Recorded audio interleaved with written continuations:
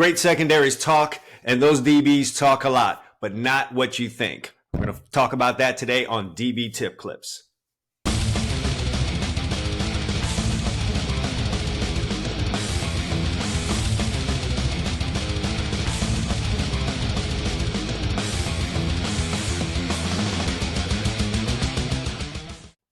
I'm Chad Wilson, owner of All Eyes DB Camp and author of 101 DB Tips. And when it comes to talking and DBs, people normally just think of the trash talk. There have been some elite trash talkers in the DB game, but that's not what I'm talking about today. I'm talking about high quality, not in a dumpster type talking, not trash talking, but legit talking in the secondary that's going to allow you guys to make more plays, more interceptions, more fumbles caused, more pass breakups, more great third down stops that get you off the field, get the offense back to football, and put you on your way to winning. Consequently, it's going to probably make everyone in that secondary high-level players who get accolades, get all scholarship offers, become All-Americans, and do a lot of great things. Let's break this down. But before I do that, if you haven't had a chance to follow or subscribe to this channel, go ahead and do that right now. It is a must because you don't want to miss out on all the great information that's going down right here on this channel, especially if you're a defensive back coach, or a trainer. You're going to want to be here very, very often. So go ahead and do yourself a favor and subscribe and hit the bell so you're notified the next time I put out a great DB video like this one. All right, what am I talking about? I'm talking about communication in the secondary. It is highly, highly underrated. On any great defense that I've been on, in any great secondary, I have come to realize that we had great communication back there. We would really be able to speak each other's language, feed off of each other, and do our part to break down what the offenses were doing, take away big plays from them, and turn some of their big plays into our own big plays. And where does that start? I'm going to break this all down for you. There are three separate areas when it comes to communication, and these are the ones we're going to need to focus on. So number one is communication starts in the film room. If you're going to be a great secondary, all right, you guys don't all have to be great friends. It'd be nice if you were, but we all know personalities sometimes clash. But the idea here is on Friday night, Saturday night, or Sunday, when you're getting together, you all have a common job, and that is to make plays to help your team win, and that is it. And if you're going to be the best at doing that, it's going to start with the film sessions. So as a secondary, you guys are going to need to get together and watch film. I'm not talking about as a whole unit with the whole defense and the coach is showing you what he wants to show you. And if it's the whole unit, he has to keep in mind that the defensive line is in there. So he's got to show stuff that's important to the D line. He's got to show something that's important to the linebackers and also something that's important to the secondary. I'm talking about the two corners, the nickels, the dime back, and the safeties all in a room. You guys are in there together, and you're watching the film and really breaking down all of the things that are important to you guys back there. That means you get to rewind something. That means you get to show something that is important to you without the other units in the room. And what you're doing in that session is really discussing the team's formations, their plays, how they align, where guys line up. And you guys are developing right there what your in-game communication is going to be like. You guys are going to talk to each other and say, hey, when you see this alignment right here, we know this play is coming. I'm going to give you the signal. It might be a tap of a helmet, a tug of a jersey, or it might be a little code word. This is the time where you develop that type of communication. It's not going to be prior to the game. It's not going to be the day of the game. You are doing this in the early part of the week, and you're repeating it several times. You're taking it out to the practice field, and you're practicing that communication that you're going to have. Again, it might be some type of a secret gesture or a code word that lets everyone know that play is coming. There may be times where a corner might want to go take a gamble, and he needs the safety to cover for him on a certain play. When that formation comes or that motion comes or whatever the trigger is that shows the corner that that particular play he is going to take away is coming, he gives the code word to the safety to his side or the linebacker to his side if he's decided that that's who's going to help him out on this thing. And now we're all on the same page. So the corner is not just out there exposing himself and exposing the rest of the secondary and thus the entire defense to a big play. We've already discussed in this film room session that we've had either on Sunday or Monday or Tuesday that I'm doing this, and you guys need to back me and you guys need to cover me on this. All right. This is not always something that's going to go through the coach. Okay. This is something that you guys are developing as a unit. You're going to develop all of those things right there. And then you're also going to discuss your checks that you guys have this week. So you're going to watch the film, you're going to see the team motion or trade their tight ends or change their formations. And now you guys are going to discuss what the checks would be right there, what it's going to sound like, the words that are going to come out of a guy's mouth. And the safety will tell the corner, here's how you let me know that you got that check. And you're going to get all that stuff nailed down early in the week. Practice it during the week in practice. So now we have our in-game communication set long before we step on the field. So number one is watch film together and set the rules for your communication. Number two, now you get into the game, you have your pre-snap communication. What kind of things are we talking about in the pre-snap communication? You are going to talk about your secret signals, okay? When that formation comes out for the play that you're trying to stop or a particular play that is really good for them, that you're trying to put, some kind of limits on, curbs on, you're trying to take away, you guys will have whatever communication it is. You will communicate motion at this time. You, as a cornerback, you have a better angle of what's going on outside in terms of alignment. So you are ready to give your pre-snap communication to your linebacker. You are going to alert him to some things that you expect to come. That's going to reset the linebacker's mind and get him ready for something that might be coming. He might not have been thinking about it. The linebacker has a lot of things on his mind too. He's also involved in run. He's involved in all of the run fits. So that means he has that little extra on his mind. You as a corner being aligned outside, you have the ability to see things a little better from the outside in. You give him that pre-snap communication. As the safety, you're deeper than everybody. So you have the best picture. You have like a Madden view of the field and the offense and how they're set. So you are going to be doing the majority of the communication. That's why safeties talk the most back there.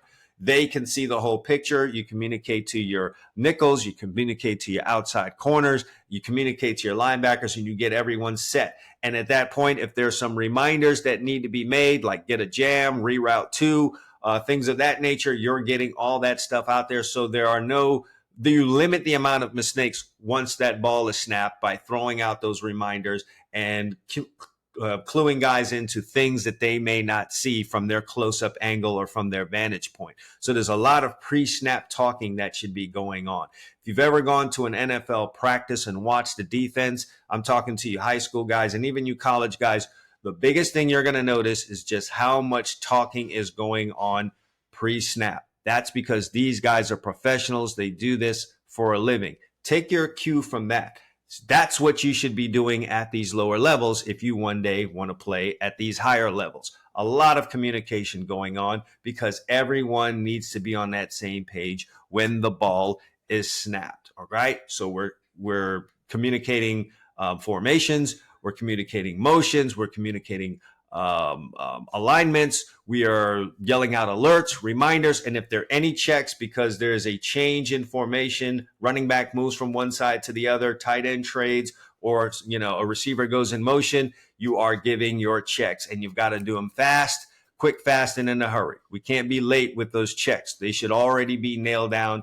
That's part of what you should have been doing in practice, both in film and your practice sessions this week. And then now we're going to move on to the third part, which obviously is your post-snap communication. Your post-snap communication is super important, okay? As that ball is snapped, things are happening.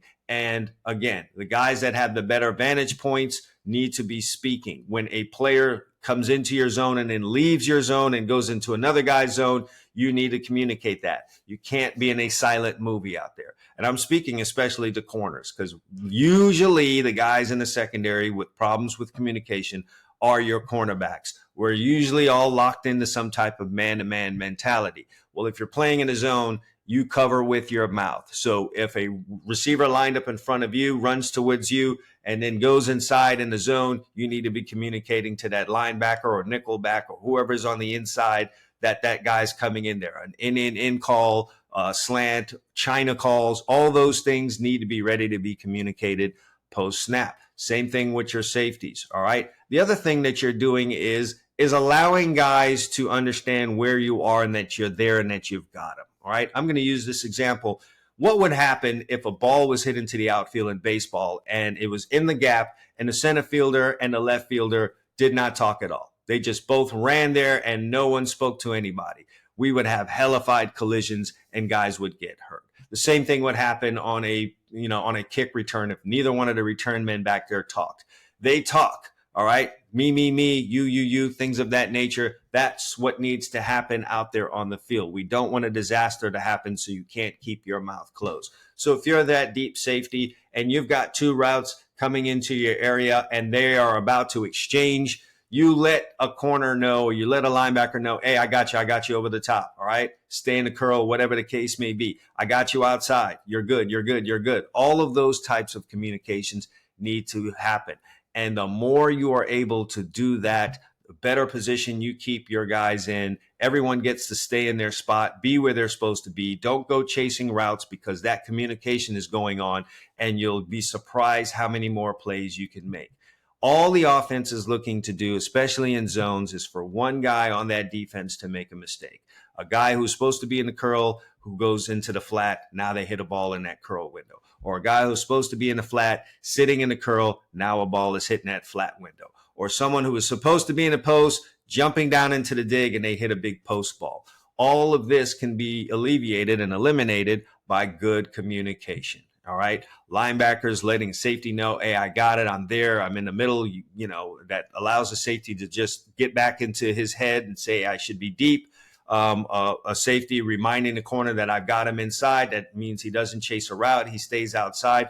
Those types of things are important. And when you've got guys that can communicate in all those three areas, post-snap, pre-snap, and get the communication down early in the week in their film sessions and during practices, I guarantee you're going to be hell to deal with as an entire unit, but especially against the pass as a secondary.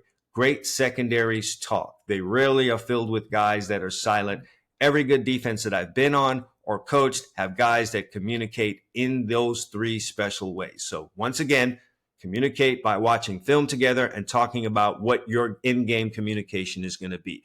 When you get out there in the field during the game, communicate pre-snap to allow people to know the alignments, the formations, and any kind of pre-snap activity that's happening on the offensive side. If there's some kind of a secret code that you have so that you're going to go take a chance on a play or that you know a play is coming and you guys have come up with a way to stop it, that's when that stuff's going to happen. And then finally, all of the post-snap communication that needs to happen, communicating routes, letting guys know that they can keep their leverage or giving guys reminders of where you are on the field, keeping them away from chasing routes and making poor decisions. All right. Hope you guys jumped into that. Share this video. All right. Here's your last part of communication. If you're watching this by yourself and you have 3, 4, 5 other mates in that secondary that need to see this, share this video with them. That's going to be your last part of communication. If you are a coach, share this with your unit. All of your guys in your unit should be watching this video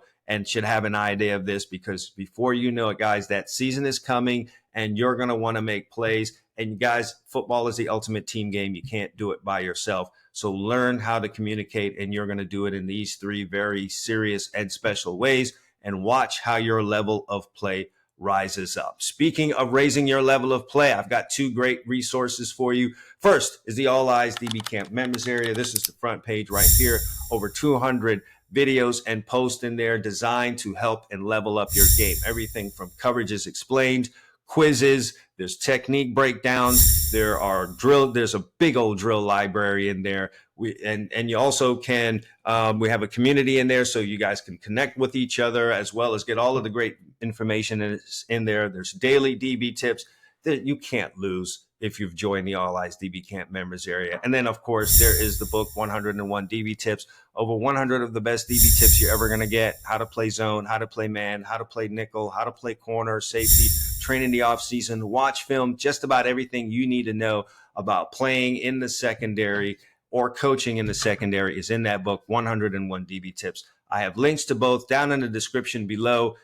being a winner and being very successful in life is all about using your resources. Those are great resources for you. That's going to take your game to the top level. You're going to 10x your production by having those resources at your fingertips. All right. That's it for me. Until next time, All Eyes DB Camp. Consistency breeds results.